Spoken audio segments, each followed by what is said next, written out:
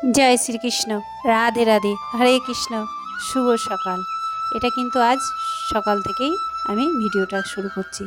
আর সাধুগুরু বৈষ্ণবের চরণে আমার প্রণাম, আমার বড়দের চরণে প্রণাম, আর ছোটদের ভালোবাসা, বুক ভরা ভালোবাসা। রাধে রাধে, জয় শ্রীকৃষ্ণ। রাধে রাধে, হরে কৃষ্ণ। জয় নিতাই, জয় গৌর। রাধে রাধে, সকলকে রাধে রাধে। আজ হচ্ছে বুদ্ধ পূর্ণিমা, ঠিক আছে। আর সকাল সকাল উঠে পড়েছি, আমার শান সিঙ্গার সব হয়ে গেছে। আর গোপুসোনার বাবা কিন্তু ঠাকুর ঘরে গান চালাচ্ছে, ঠিক আছে। ওই জন্যে আমার ভয়েসটা আমি দিতে পারলাম না। হ্যাঁ, এখন আমি এই ভয়েসটা দিচ্ছি আপনাদেরকে। আমি তখন ভয়েসটা দিচ্ছিলাম, তো তারপরে মনে পড়লো যে আমার এই ভয়েসটা এখন আমি দিতে পারবো না। গান চলে, ওই জন্যে কপিরাইট যদি চলে আসে, ওই জন্যে এখন আমি আমার এই ভয়েসটা দিচ্ছি, ঠিক আছে। রাধে রাধে। আজ বুদ্ধ পূর্ণিমা।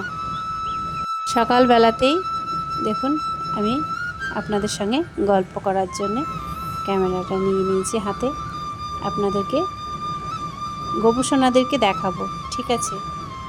চলুন, গোপুসোনারা কি করছে আপনারা দেখবেন। সকলে সকাল সকাল গোপুসোনারা কিন্তু উঠে পড়েছে, ওর বাবা ঘুম থেকে তুলিয়েছে। তারপরে গোপুসোনারা ওখানে বসে আছে। সকালে একবার সেবা হয়ে গেছে, তারপরে এবার আমি স্নান করাবো গোপুসোনাদেরকে। এই দেখুন আমার আমার সাইডেই কিন্তু আছে সোনারা। একটু গল্প বলি আপনাদেরকে বুদ্ধ পূর্ণিমার সম্বন্ধে। অনেক বছর আগে এক রাজপুত্র ছিল, গৌতম বুদ্ধ। তখন তার নাম ছিল সিদ্ধার্থ। তার জীবনে কোনো কিছুই অভাব ছিল না। রাজপ্রাসাদ, আরাম, সুখ সবই ছিল তার। একদিন তিনি প্রাসাদে ছিলেন, সেই প্রাসাদের বাইরে বেরিয়ে দেখলেন একজন বৃদ্ধ, একজন অসুস্থ মানুষ, আর একজন মৃতদেহ। এই তিনটি দৃশ্য দেখে তার মনকে নাড়িয়ে দিল। তিনি বুঝলেন জীবন শুধু সুখের নয়, দুঃখেও ভরা জীবন। সেই সব তিনি দেখে রাত্রেই সিদ্ধান্ত নিলেন, মানে সব কিছু ছেড়ে সে বেরিয়ে পড়বেন, এবার সত্যের পথে বেরোবেন, সব ছেড়ে সত্যের খোঁজে বেরোবেন। তিনি রাজপাট, পরিবার, আবার কত যে সুখে ছিল, তিনি সব কিছু ছেড়ে দিয়ে তিনি বেরিয়ে পড়ছেন। এখন রাজপ্রাসাদ, পরিবার, আরামে ছিলেন তিনি, সব ত্যাগ করে শুরু করলেন কঠিন সাধনায়। বহু বছর ধ্যান তপস্যার পর বোধ গড়ায় এক বোধি বৃক্ষের নিচে তিনি লাভ করেন জ্ঞান। বুঝতে পারলেন জীবনে আসল সত্য, দুঃখ থেকে মুক্তির পথ। সেই দিনই তিনি হয়ে উঠেছিলেন বুদ্ধ, অর্থাৎ যিনি জেগে উঠেছিলেন। রাধে রাধে। হিন্দু ধর্মের মতে ভগবান বিষ্ণু, গৌতম বুদ্ধ আর শ্রীকৃষ্ণ ও বিষ্ণুরূপী অবতার। যে মানুষটা সব কিছু ছেড়ে দিয়েছিল, সেই মানুষটা আজও আমাদের শিখিয়ে গেছেন শান্তি বাইরে নয়, নিজের ভেতরেই খুঁজতে হয়। আজ নিজের মনটাকে একটু শান্ত করো, হয়তো সেখানেই খুঁজে পাবে জীবনের আসল উত্তর। রাধে রাধে। আপনাদের সঙ্গে গল্প করতে করতে দেখুন আমার সোনা বাবা তিন সোনালি, আমার শান সিঙ্গার সব কমপ্লিট হয়ে গেছে। এখন কি সুন্দর লাগছে বাবাদেরকে, দেখুন আমি একটু আদর করে দিচ্ছি সোনাদেরকে।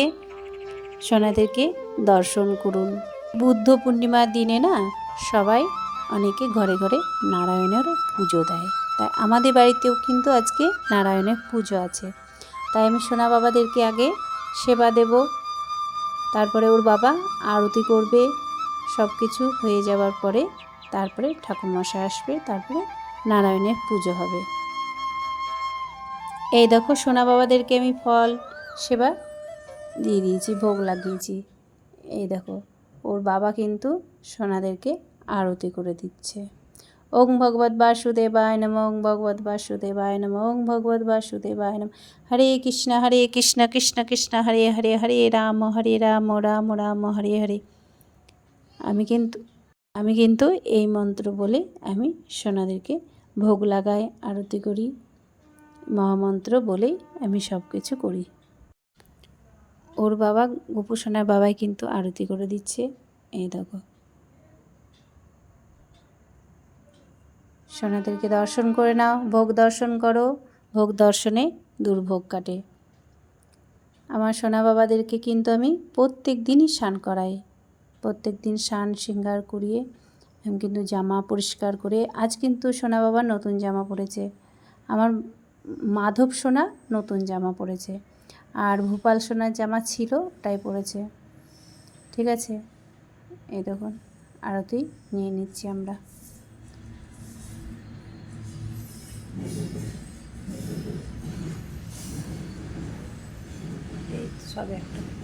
আমার সোনা বাবাকে আমি আরতি করে দিচ্ছি। এটা কিন্তু আমি আরতি করছি সোনা বাবাদের,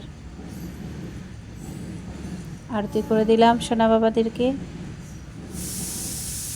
বুদ্ধ পূর্ণিমা, গুরু পূর্ণিমা, তারপরে আশ্বিন মাসের যে পূর্ণিমাটা পড়ে সেই পূর্ণিমাতেও কিন্তু আমরা সব লক্ষ্মী খাই না। ঠিক আছে, এই পূর্ণিমাগুলোতে আমরা কিন্তু ময়দা ভোগ লাগাই, গোপুসোনাকে আমরা কিন্তু প্রসাদ পাই। ঠিক আছে, এই দেখো ঠাকুরমশাই চলে এসছে, এখানে পুজো হচ্ছে, আমার সোনা বাবারা এখানে বসে আছে। সোনা বাবাদেরকে দর্শন করে নাও।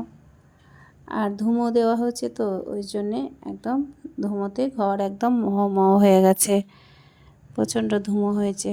আমার ঠাকুর ঘরে এবার ঠাকুরমশাই আরতি করছে। এই দিনটা না খুবই ভালো দিন, এই বৈশাখ মাসের যে পূর্ণিমার দিন খুবই ভালো দিন। এই দেখো আমার সোনা বাবা বসে আছে, আমার মাধব সোনা বসে আছে, আমার কানু বেটা বসে আছে। হ্যাঁ, ঠাকুরমশাই পুজো করে দিচ্ছে, আরতি করে দিচ্ছে, আমরা আরতি নিয়ে নিলাম।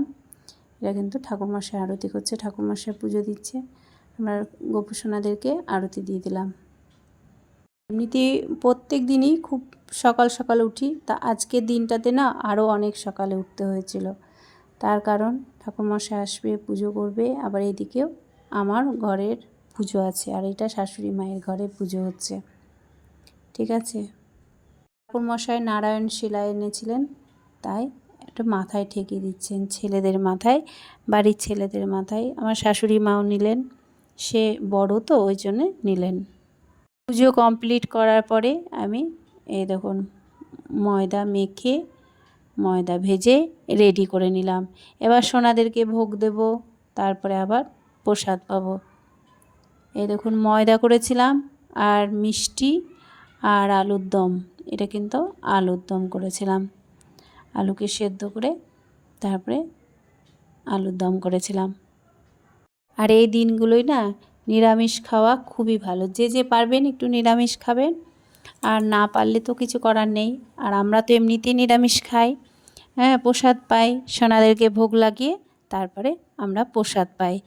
এবার চলো, এই দেখো গোপু সোনাদেরকে আমি ভোগ দিয়ে দিয়েছি, ভোগ দর্শন করুন সকলে, আর ভালোবেসে রাধে রাধে বলুন। গোপু সোনাকে দর্শন করুন আর ভালোবেসে রাধে রাধে বলুন। এই দেখুন গোপু সোনাকে ভোগ দিয়েছি।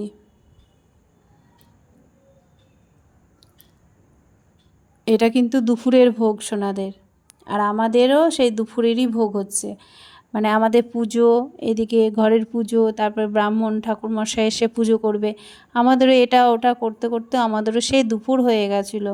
দুপুরেরই এটা আমি ভোগ পেয়েছি, প্রসাদ পেয়েছি, একবারেই প্রসাদ পেয়েছি দুপুরবেলাতে, আর সকাল থেকে প্রসাদ মানে পাওয়া হয়নি।